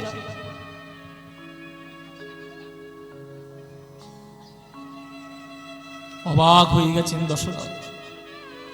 কইকেয়ী বলছে, না, আমার এই দুটো বরই লাগবে। এই দুটো বর যদি দিতে পারো তাহলে আমি খুব খুশি। কালের ফেরে জীবনের কার কি ঘটে যায় কেউ বুঝতে পারে না বাবা। আজকের কইকেয়ীর কথা শুনে দশরথ থরথর করে সেখানে কাঁপছে যে এবার আমার কি হবে। रघुकुल रीत सदा चली आई, प्राण जाए पर बचन ना जाए। রঘুবংশীরা, সূর্যকুল বংশীরা তাদের কথা রাখার জন্য বিশ্ব প্রসিদ্ধ। ঠিক আছে, কইকেয়ী, আমার রামকে রাজা ঘোষণা করে আমি কোনো ভুল করিনি, এক্ষুনি আমি তোমার সামনে প্রমাণ করিয়ে দিচ্ছি। এই দেখে নাও তোমার কেমন প্রমাণ। রাম রাম রাম, বাবা আমায় ডেকেছো বাবা? হ্যাঁ, আমি তোমায় ডেকেছি। রাম, আগামীকাল তোমার রাজ্যাভিষেক ছিল। এই তোমার মা আমার কাছ থেকে সেই আনন্দের অবসরে দুটো বর চেয়ে নিয়েছে। আর তোমার মতামত না জেনে আমি সেই কথাটা দিয়েও ফেলেছি। আমি যদি বাবা হয়ে তোমাকে দুটো কথা পালন করতে বলি, তুমি কি আমার কথা পালন করবে বাবা? রাম বলছি, আপনি কি বলছেন বাবা? এই দেহটা আমি কার জন্য পেয়েছি? আপনার জন্য। আপনি যা বলবেন আমি তাই করব। বলুন কি আজ্ঞা। শোনো রাম, আমার প্রথম আজ্ঞা, আগামীকাল রাজ্যাভিষেক হবে, তবে তোমার নয়, তোমার মেজ ভাই ভরতের। আর ভরতের পথের কাঁটা হিসেবে তুমি যাতে থাকতে না পারো তোমার মায়ের কথা অনুযায়ী, তাই আগামী ভোর বেলা সূর্য উদয় হতে না হতে তোমাকে রাজ্য ছেড়ে 14 বছরের জন্য বনবাসে চলে যেতে হবে বাবা। আমি যদি বাবা হয়ে তোমাকে বনবাসে দিই, তুমি কি আমার কথা রাখার জন্য বনবাসে যাবে বাবা? রামচন্দ্র বলছে, বাবা এমন করে বলছেন কেন? দেহটা আপনার দয়ায় পেয়েছি। আপনি যদি বলেন এ দেহটা সিংহাসনে বসবে, এ দেহটা সিংহাসনেই বসবে। আর আপনি যদি বলেন এ দেহটা বনবাসে যাবে, এ দেহটা বনবাসেই যাবে। আমার তো চতুর্দিক থেকে মঙ্গল হয়ে গেল বাবা। মায়ের ইচ্ছা পূরণ, বাবার সত্য পালন, ভাইকে রাজ্য প্রদান, আর বনবাসে গিয়ে ঋষি মুনিদের চরণ সেবা করে ঋষি মুনিদের আশীর্বাদ লাভ করা। এর থেকে বড় মঙ্গলময় আর কি হতে পারে বাবা আমার জীবনে? আপনি চিন্তা করবেন না, দুঃখ পাবেন না, আমি এক্ষুনি ব্যবস্থা করে দিচ্ছি। রামচন্দ্র ঘরে গেলেন, রাজবেশ পরিত্যাগ করছেন, বনবাসের পোশাক পরিচ্ছদ গ্রহণ করছে। সীতা এসে রামের চরণে বলছে, স্বামী তুমি বনবাসে যাবে? আমার স্বামী বনবাসে যাবে আর আমি রাজসুখ পাওয়ার জন্য সোনার পালঙ্কে শুয়ে থাকব, এই স্ত্রী শিক্ষা আমার মা আমাকে দিয়ে পাঠায়নি। স্বামী, আমি তোমার চরণের দাসী, তোমার চরণ ছাড়া তুমি আমায় করো না স্বামী, তোমার চরণ ধরি, তুমি আমার চরণ ছাড়া করো না, আমিও তোমার সঙ্গে বনবাসে যাব স্বামী। লক্ষণ ছুটে এসেছে, দাদা তুমি নাকি বনে যাবে? তুমি যদি বনে যাও, এই ভূতুরে রাজ্য থেকে আমি কি করব? দাদা গো, আমিও তোমার সঙ্গে বনে যাব। দাদা, একটু আগে আমার মা আমাকে শিক্ষা দিয়েছে যে তুমি যদি দেহ হও, আমি সেই দেহের ছায়া। দেহের থেকে ছায়া যেমন আলাদা করা যায় না, রাম থেকে লক্ষণকেও আলাদা করা যায় না। দাদা, তোমার দুটো পায়ে পড়ি, তুমি আমায় নিয়ে চলো, তোমার দুটো পায়ে পড়ি দাদা, তুমি নিয়ে চলো আমায়। সূর্যোদয়ের সঙ্গে সঙ্গে রাম, লক্ষণ, সীতা বনবাসে চলে গেলে। ছাদের উপর থেকে দশরথ দেখছে তার পুত্র যাচ্ছে বনে। তার সর্বাঙ্গ কম্পিত হয়ে উঠল, সে আর থাকতে পারল না, হঠাৎ করে সেই রাজপ্রান্তে পড়ে গেল রাম।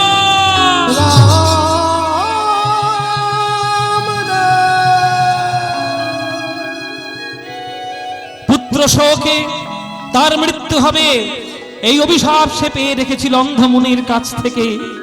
তার ছেলেকে শব্দবেদী বান দিয়ে মেরেছিল দশরথ, সেই অভিশাপ দিয়েছিল অন্ধমুনি। আমার যেমন পুত্র শোকে মরণ হচ্ছে দশরথ, অভিশাপ দিয়ে দিলাম তোর পুত্র শোকে মরণ হবে। সেই অভিশাপে দশরথ মৃত্যুবরণ করলে।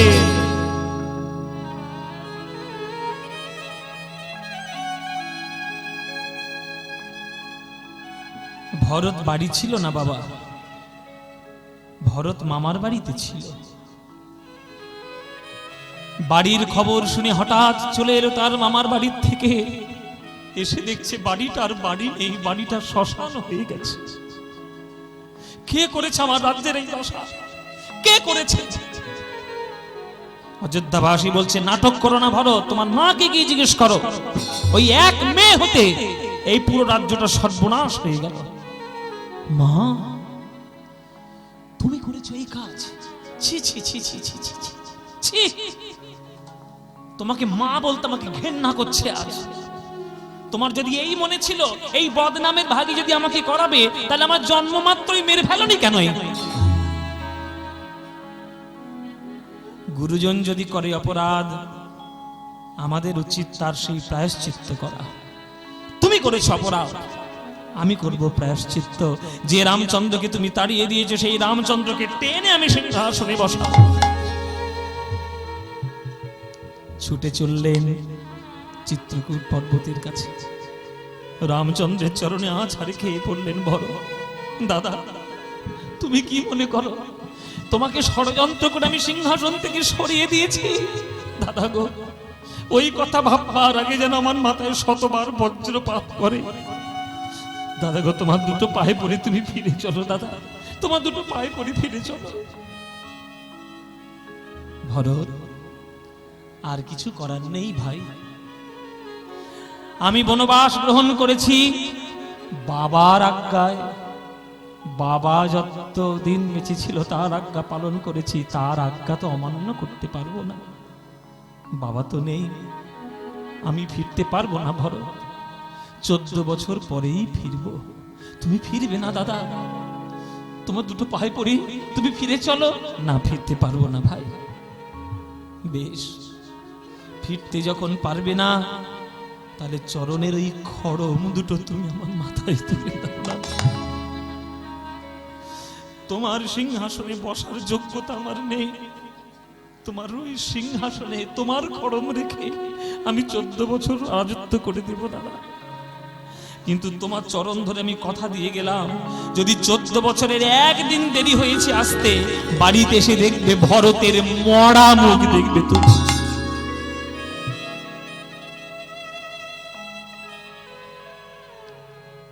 মাথায় তুলে নিল ভরত রামচন্দ্রের খড়ম। আপনার একটা কথা জেনে রাখুন বাবা, 14 বছর রামচন্দ্র বনবাসে থেকে যত না কষ্ট পেয়েছে, তার থেকে শতগুণ কষ্ট পেয়েছে ভরত নিজের বাড়িতে থেকে। সিংহাসনে খড়মটা রেখে দিয়ে মাটি খালা করে মাটি খুঁড়ে সেইখানে সুতো ভরত। যে ধরিত্রীতে আমার দাদা সয় তার তলায় যেন আমি থাকতে পারি, এই ছিল তার মনের বাসনা।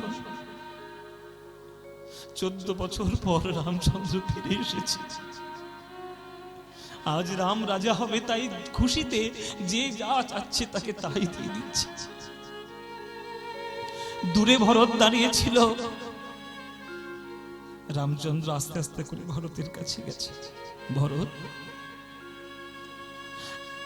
তোর মতো ভাই যেন যুগ যুগান্তরে আমি পাই। আমি জানি ভরত, আমি যা কষ্ট পেয়েছি তার শতগুণ কষ্ট তুই পেয়েছিস।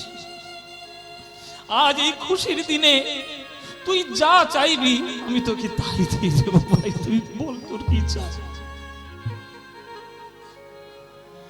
তখন ভরত বলছে, দাদা গো, বর যদি দিতে হয় তোমার চরণে বর চাই আমি। কি বর চাস বল? মনে আছে দাদা, 14 বছর আগে যখন তোমাকে ফিরিয়ে আনতে গেছিলাম, ছোট ভাই বলে তুমি আমায় তাড়িয়ে দিলে, আমার মনের কথা পূর্ণ করলে না। তোমার খড়ম নিয়ে এই 14 বছর আমি রাজত্ব চালিয়েছি।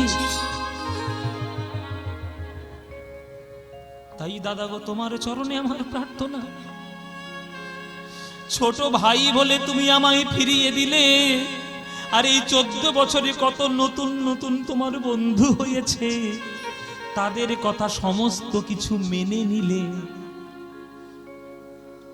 সুগ্রীবের কথায় বালিকে বধ করলে, বিভীষণের কথায় রাবণকে বধ করলে, বড় বড় বন্ধু বান্ধব করলে বনে জঙ্গলে গিয়ে, আর আমি ছোট ভাই বলে তুমি আমায় তাড়িয়ে দিলে 14 বছর আগে। তাই ছোট ভাই হয়ে আমি এই জন্মে আমার মনের আশা পূরণ করতে পারলাম না।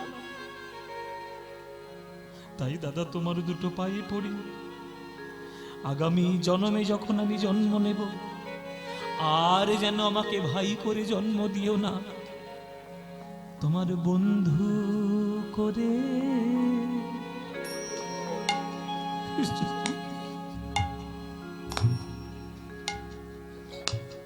আমায় জন্ম দিও,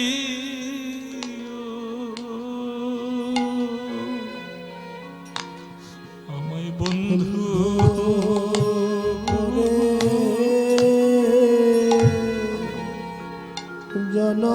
জনম দিও। আমি আমার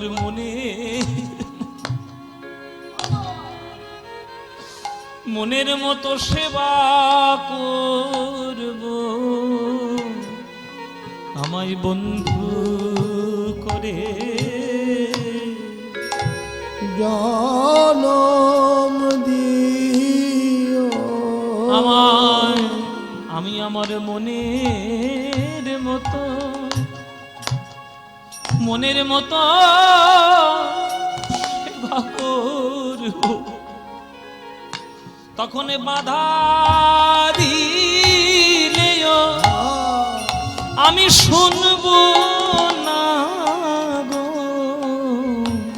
আমি মনের মতো আমি সেবা করব। তখন বাধা দিলেও শুনবো না গো, তোমায় কাঁধে করব আর কাঁধে চড়ব।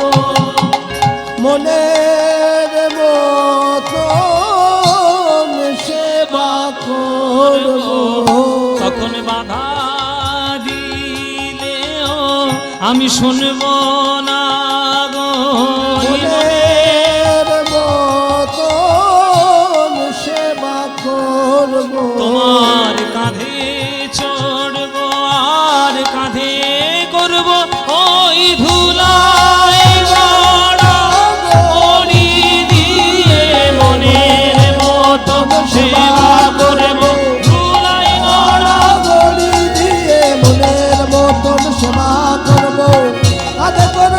কাঁধে চড়ব মনে আমায় বন্ধু করে জনম দিও।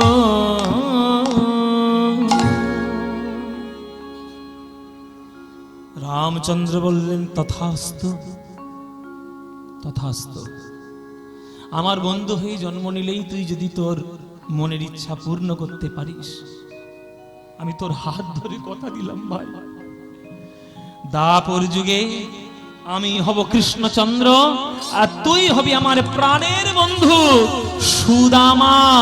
আর কৃষ্ণ সুদামা মিলে আমরা এমন লীলা করব, শত সহস্র যুগ ধরে তোর আমার বন্ধুত্বের ইতিহাস চিরকাল স্বর্ণাক্ষরে লেখা থাকবে। কথা দিলাম। সেই রামচন্দ্রের বড়ে ভরত হলেন দাপর যুগের সুদামা। তাহলে সত্য যুগে যিনি ছিলেন প্রদ্যুম্ন, তিনি হয়েছেন ত্রেতা যুগের ভরত, আর তিনি হলেন আমাদের দাপর যুগের সুদামা। ভারতবর্ষের শাস্ত্র, ভারতবর্ষের আধ্যাত্মিকতা, প্রথমেই বলেছি বাবা, যদি কেউ ফলো করতে না পারে মানুষ কখনো সে হবে না। রামচন্দ্র প্রকৃত একজন আদর্শ মানুষ হিসেবে এসে আমাদেরকে চিনিয়েছিলেন যে মানুষের কি করতে হয়। আর কৃষ্ণ দাপর যুগে মহাভারতে এসে শিখিয়েছিলেন জীবনে কি কি করতে নাই। রামচন্দ্র শিখিয়েছেন কি করতে হয়, কৃষ্ণচন্দ্র শিখিয়েছেন কি করতে নাই। এই দুটোর জন্যই দুটো মহাকাব্য, একটা রামায়ণ, একটা মহাভারত। শাস্ত্র পড়বেন। এটা ছোট ছোট ছেলে মেয়েগুলো সামনে বসে কীর্তন শুনছে। ইঞ্জিনিয়ার হ বাবা, বিজ্ঞানী হ, যাই পারে হ, জীবনে অন্তত একবার 3-4টে বই অন্তত পড়ে নিস। জীবনে 3-4টে বই তোরা পড়ে নিস। প্রথম বই হচ্ছে শ্রীমদ্ ভগবত গীতা, রামায়ণ, মহাভারত, আর বাংলাতে জন্ম নিয়েছিস মানে শ্রী চৈতন্য চরিতামৃত। এই 4খানি গ্রন্থ যদি কেউ তার জীবনে পড়ে ফেলে, আমার দৃঢ় বিশ্বাস সে কখনো খারাপ মানুষ হতেই পারে না, হতেই পারে না। পড়াশোনা শিখে ইঞ্জিনিয়ার হবি, ডাক্তার হবি, মানুষ হতে পারবি না। মানুষ হতে গেলে ভারতবর্ষের শাস্ত্র পড়তে হয়, তবে মানুষ হওয়া যায়। হ্যাঁ, ওই জন্য রবীন্দ্রনাথ ঠাকুর বলেছিলেন না, হেমর চিত্ত পূর্ণ তীর্থ, হ্যাঁ জাগরে ধীরে এই ভারতের মহামানবের সাগর তীরে। হ্যাঁ, সাগর এইটা শুধু আমাদের ভারতবর্ষে দেখবেন 3 কোণা, 3 দিকে 3টে সাগর, একটা বঙ্গোপসাগর, একটা ভারত মহাসাগর, একটা আরব মহাসাগর। কিন্তু বলছেন রবীন্দ্রনাথ, সাগর দিয়ে ঘেরা যেমন আমাদের ভারতবর্ষ, তেমনি মহামানবের সাগর দিয়ে পূর্ণ আমাদের ভারতবর্ষ। মানুষ হও বাবা, মানুষের মতো মানুষ হও। রামচন্দ্র সেই মানুষ, আদর্শ মানুষ। শ্রীরামচন্দ্র কৃপালু ভজমন হরণ ভব ভয় দারুণম। শ্রীরামচন্দ্র কৃপালু ভজমন হরণ ভব ভয় দারুণম।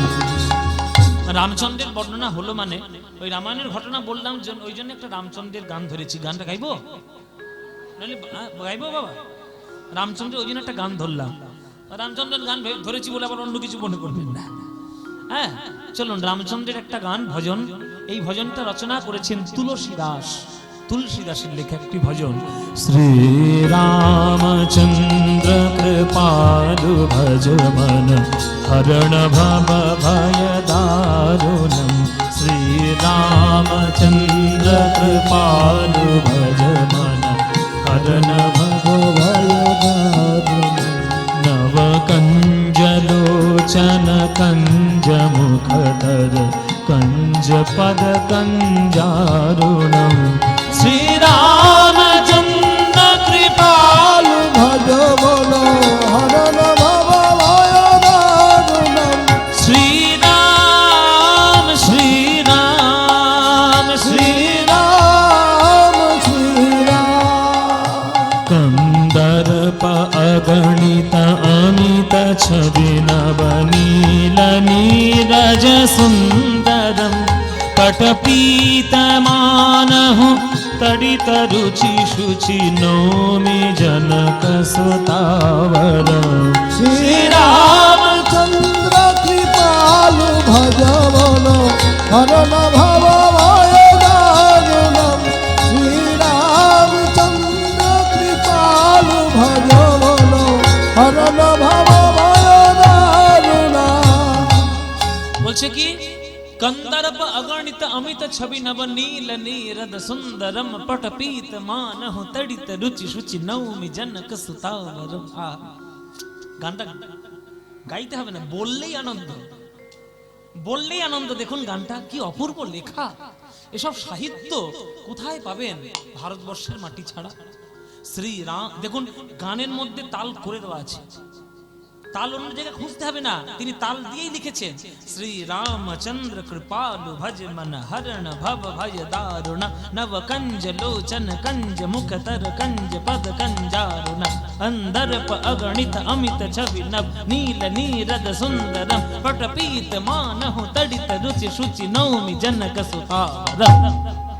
পুরো গান ছন্দে লেখা, তুলসী দাসের দ্বারাই এগুলো সম্ভব। হ্যাঁ, তিনি কি বলছেন? কন্দর্প অগণিত। কন্দর্প মানে কি? কন্দর্প মানে হচ্ছে কামদেব। অগণিত মানে অগণিত কামদেব। অগণিত কামদেব তার যা রূপ, সেই রূপ রামচন্দ্রের রূপের কাছে কিছুই নয়। কন্দর্প অগণিত অমিত ছবি নব নীল নীরজ সুন্দর। যেন নীল পদ্ম, নীল পদ্মের মতো প্রস্ফুটিত হয়েছে শ্রী রামচন্দ্র। পটপীত মানহু তড়িত রুচি শুচি নৌমি জনক সুতাবরম। হ্যাঁ, কি সুন্দর লেখা। ইতি বদতি তুলসীদাস শঙ্কর শেষ মুনি মনোরঞ্জনম। ইতি বদতি তুলসীদাস তুলসীদাস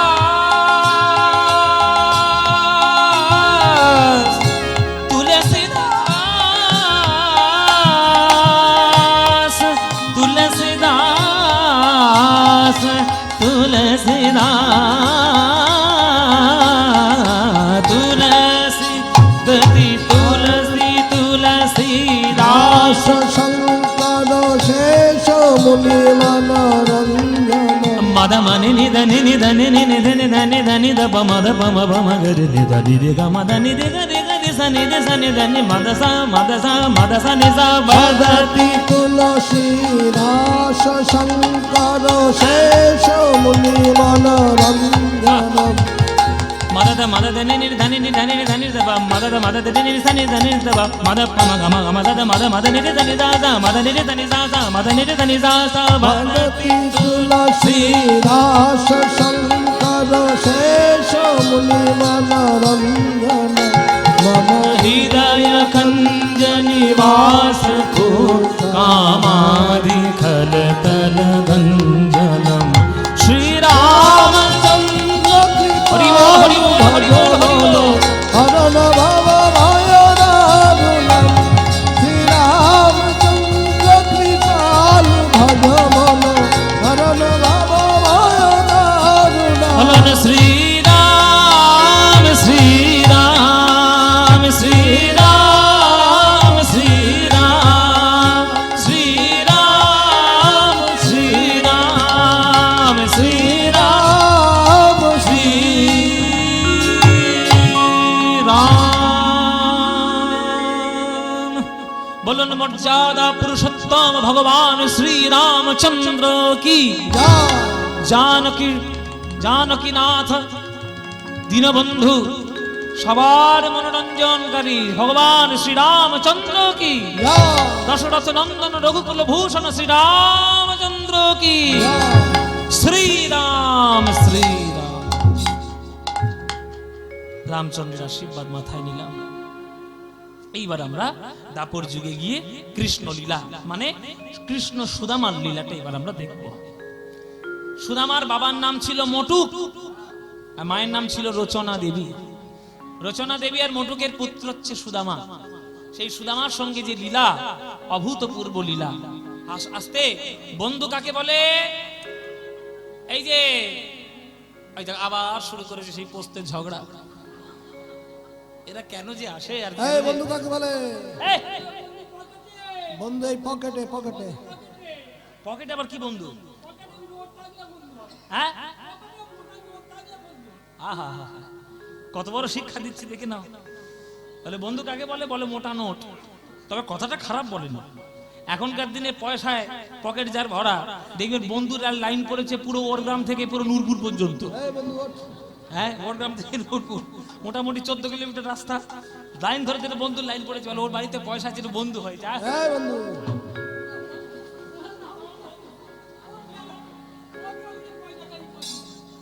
যেই বন্ধুর পকেটের বন্ধ ওই টাকা ফাঁকা, বন্ধু হাওয়া। কিন্তু বন্ধু কাকে বলে, প্রকৃত বন্ধু কাকে বলে, আজকের আপনারা কৃষ্ণ সুদামা লীলার মধ্যে জানতে পারবেন। বৃন্দাবনে যে লীলা করব, সেই বৃন্দাবনের লীলার মাধ্যমে আজকের আমরা কৃষ্ণ সুদামা। চলুন আমরা সবাই মিলে একটু তাহলে বৃন্দাবনে যাই। বৃন্দাবনে গিয়ে লীলা আমরা একটু দর্শন করি। চলুন, এখানে আপনারা যারা গান শুনছেন বাবা, কারা কারা বৃন্দাবন গেছেন একটু হাত তুলুন। যে বৃন্দাবন যারা গেছেন, অনেকে গিয়েছে অনেক। হ্যাঁ, অনেক, বেশ অনেকেই গিয়েছে। বাহ, বৃন্দাবন গিয়েছে। বলুন, বৃন্দাবন গেলে কি বলতে হয় বাবা? হ্যাঁ, কেন কৃষ্ণ কৃষ্ণ বললে হবে না? ও হরি হরি, রাম রাম, শ্যাম শ্যাম, কি বলতে হবে? রাধে রাধে। তাহলে চিন্তা করুন, একটা মেয়ের শক্তি দেখেছেন? বিশ্ব ব্রহ্মাণ্ডের মালিক কৃষ্ণ হতেই পারেন, কিন্তু বৃন্দাবনের মালিক কৃষ্ণ নন বাবা। বৃন্দাবনের মালিক কে? রাধা। রাধা। এই হচ্ছে নায়িকাদের গুরুত্ব। হ্যাঁ, নায়ক যতই হম্বিতম্বি করুক, জব্দ কিন্তু নায়িকাদের কাছে। কি মায়েরা? খাওয়া বন্ধ করতে হবে। মায়েরা মনে মনে খুব খুশি হয়েছে। এই হচ্ছে আসল কীর্তন। ঠিক কীর্তন হচ্ছে, ঠিক ঠিক কীর্তন শুরু করেছে আমাদের। ঠিক কীর্তন। ও মায়েরা মনে মনে খুব সুখী না আপনারা? হ্যাঁ, কর্তা যদি জব্দ থাকে তাহলে মায়েদের বেশ সুখী হয়। এখন রাধারানীর জব্দে কৃষ্ণ, তাহলে রাধারানী সুখী। কিন্তু আপনি যেন ভাববেন না যে আপনার বশীভূত হয়ে কর্তা থাকবে। আপনি কর্তাকে বশীভূত না করে জগৎ কর্তাকে একটু বশীভূত করুন দেখি। আর এই জগৎ কর্তাকে বশীভূত করতে গেলে অর্থ দিয়ে, স্বার্থ দিয়ে হবে না। তাকে বশীভূত করতে গেলে শুধুমাত্র বুক ভরা প্রেম চাই। তবেই তো রাধে রাধে বলা যাবে। চলুন তাহলে আমরা বৃন্দাবনে যাই। তো